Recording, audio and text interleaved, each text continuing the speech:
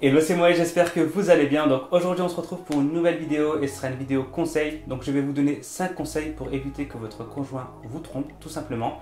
Nous savons très bien que les tubes de colle aiment se coller dans les pots de confiture à la fraise. Donc du coup on va éviter tout ça et on va appliquer donc mes 5 astuces pour éviter la tromperie tout simplement. Donc c'est parti, let's go. Donc première astuce pour éviter que votre conjoint vous trompe. Pourquoi j'ai fait ça? On dirait passe-partout, tu sais. Bon, première astuce pour éviter que votre conjoint vous trompe, c'est de faire des photos hyper fraîches de vous et de les imprimer sur ses sous-vêtements, sur ses caleçons, etc. Vous imprimez vos photos les plus sexy et vous allez voir, il ne va pas vous tromper car à chaque fois qu'il va baisser son pantalon, il y aura des photos de vous dans son caleçon. Donc du coup, il sera archi gêné ou il va se rappeler qu'il a une copine, etc. Donc du coup, hop, il va remonter son pantalon et il va rentrer à la maison comme un bon petit garçon. Deuxième astuce, offrez-lui un Nokia 3310. Donc pour toutes les personnes qui ne savent pas c'est quoi un Nokia 3310, et bien c'est ça tout simplement. Donc c'est une petite cabine qui permet de téléphoner et d'envoyer des SMS tout simplement. Donc il n'y a pas de MMS, il n'y a pas de Twitter, Facebook, Snapchat, Instagram. Donc du coup aucune tentation, et qui dit aucune tentation dit aucune tromperie. Bah oui, parce que votre mec ne regardera pas des gros culs sur son téléphone, ni des gros seins, et ne se fera pas tenter par des petits pétasses qui viendront coucher avec lui. Donc vous serez hyper tranquille. Donc si vous voulez être tranquille, offrez-lui un Nokia 3310 et oubliez l'iPhone XYZ. Troisième astuce, intéressez-vous à sa passion. Exemple, si votre copain aime les jeux vidéo et que c'est un gamer, intéressez-vous aux jeux vidéo, etc. Proposez-lui d'aller à des événements de jeux vidéo comme la Paris Game Week ou des trucs comme ça, et vous allez voir que vous allez être des meilleurs potes, genre vraiment meilleurs potes. Et qui dit meilleur pote dit qu'il sera H24 avec vous.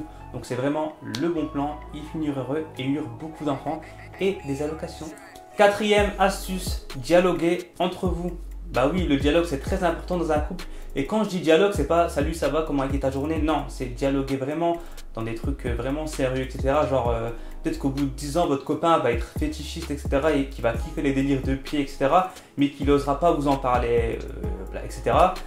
Allez gratter le sujet, et puis si son délire c'est de vous lécher les pieds, tiens, tends-lui ton pied et dis-lui lèche. Comme ça évitera qu'il te trompe, qu'il aille faire des trucs bizarres avec des inconnus tout simplement. Cinquième et dernière astuce pour éviter la tromperie dans votre couple, voyager ensemble les amis. Il faut bouger ensemble. Vous allez voir que quand vous allez découvrir de nouvelles choses ensemble, ça ne va que renforcer votre lien amoureux et affectif. Après, quand je vous dis voyager et que vous me dites ouais j'ai pas de thune, etc. je vous demande pas d'aller au Japon ou en Thaïlande. Après, si vous avez les moyens, allez-y, foncez, découvrez de nouvelles choses.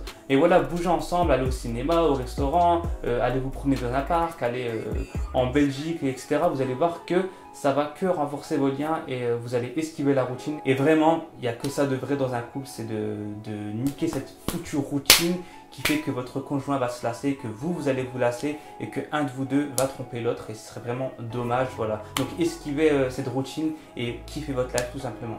Donc en résumé, si vous voulez protéger votre couple, évitez un maximum les réseaux sociaux parce que c'est vraiment une source de problèmes. Même si vous ne faites rien de mal sur les réseaux, votre copine ou votre copain se posera toujours des questions sur qu'est-ce qu'il fait ou qu'est-ce qu'elle fait sur les réseaux, quelles photos elle regarde, avec qui elle parle ou avec qui il parle, etc. Et du coup, ça va créer à chaque fois des conflits. Donc franchement, si vous pouvez éviter les réseaux sociaux, évitez ça. Et en plus de ça, sur les réseaux, genre il suffit qu'il y ait un truc qui fait qu'on croit que vous trompez votre partenaire, il y aura toujours la meilleure amie ou le meilleur ami qui va dire ouais, je te donne la bêtise, c'est un gros coconnat ou c'est une grosse connasse, elle va te tromper.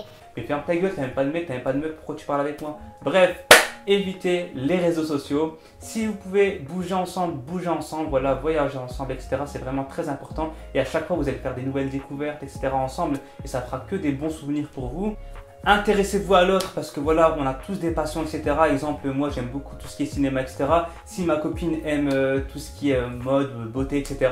je vais m'intéresser à sa passion. Comme ça, je saurai ce qu'elle aime, etc. Comme ça, je pourrai lui offrir des cadeaux qui lui feront plaisir. Et elle, vice versa, voilà, elle s'intéresse à ma passion.